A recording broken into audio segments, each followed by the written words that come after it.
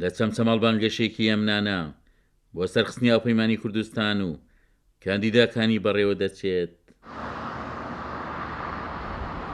هاوڵاتیانی چەمچەماڵ دەڵێن ڕۆژی دەیدا دەکەنە کەرنەڤاڵی سەرکەوتنی هاوپەیمانی کوردستان و کاندیداکانی. وەڵاهی ئێمە خۆشحاڵین بۆ ئەم دەنگدانە و پێویستە هەموو هاوڵاتیەکی کورد دەنگ بدا بەم لیستی هاوپەیمانیە، یعنی مافی خۆمانەکە ینی دەنگ بدەین و هەمومان پێویستە بڕۆینە سەر چندوقی دەنگدان دەنگ بەم لیستە بدەین. ئەم لیستە لیستی خوێنی شەیدەکانمانە دەبێت داکۆکی لێ بکەین بۆ ئەوەی لە بەغدا بتوانین پشتیوانی لە مافی نەتەوەی کورد بکرێ، پشتیوانی داخوازەکانی گەلی کورد بکرێت لە ئایندەدا عەرەب و شۆڤێنەکان نتوانن بە بڕیار و بە یاسا خۆیان بسەپێنن بەسەر گەلی کوردونەتەوەکەماندا. ئەمە خەتەرێکی زۆر گەورەی لەسەر داوا لە هەموو هاوڵاتیانەکەم هەموو ڕەخنە و گلێ و گازندە و دڵدێشانەکان وەلانیان بچن دەنگ بدەن بە لیستی هاوپەیمانی کوردستان. ئێمە وەکو گەنجان و وەکو لاوان هەمیشە لە خزمەتی ڕێبازە پیرۆزەکەی یەکێتی نیشتیمانی کوردستان بووینە. ئەم جارشیان یەکێتی نیشتیمانی کوردستان لەگەڵ بستنەوەی گۆڕانە لیستێکیان پێگەنا بەناو لیستی هاوپەیمانی کوردستانی. ئێمە وەکو گەنجان و وەکو لاوان هیوامان وایە لەم دەنگدانەیە لیستی هاوپەیمانی سەرکەوتوو بێت. گەنجێک لە پایتەختی شەیدان و ئەنفالۆ ئەمجارە خۆی بۆ هەڵبژاردنی پەرلەمانی عێراق کاندید کردووە.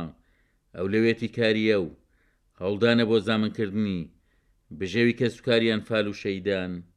ئەوانەی لە ڕابردووە ڕوبەڕوومان بۆوە لە بڕینی موچە لە نەناردنی بودجە هەمووی پەیوەندی بە نەبوونی یەک ڕیزی لایەنە سیاسەکانی کوردەوە بوو. بۆیە ئێمە یەکەم ئامانجمانەوەیە کە یەک ڕیزی بۆ لایەنە سیاسەکانی هەرێمی کوردستان فراهەم بکەین و هەروەها لە دوایەوە موچە و بودجە زامن بکەین بۆی لە ڕێگەی موچە و بودجە و بتوانین خزمەتی کۆمەڵانی هەرێمی کوردستان بکەین. بۆ خۆتەزانی ئێمە لە چەمچەماڵ و گەرمیان ڕێژەیەکی زۆر قوربانی کەسوکاری ئەنفالمانەیە، ڕێژەیەکی زۆر کەسوکاری شەهیدمانەیە و ڕێژێکی زۆر موچەخۆر و فەرمانبەر و مامۆستامانەیە. ئەمانە هەموو سەرچاوی داهاتیان موچەکانیانە. ئەگەر موچەیان نەبێ ناتوانن بژێوی ژیانیان هەبێ.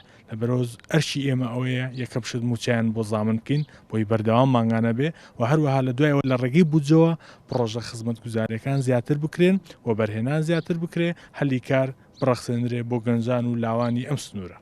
لە چەمچەماڵ بانگەشەکان بۆ پەیمانی کوردستان بە شێوێکی گونجاو بەڕێوە دەچێت. کۆبنەوە جەماوریەکان بۆ سەرخستنی هاوپەیمانی کوردستان بەردەوامن. شەقامەکانی قەزاکەش بە لۆگۆی هاوپەیمانی کوردستان و کاندیداکانی نەخشێنراون.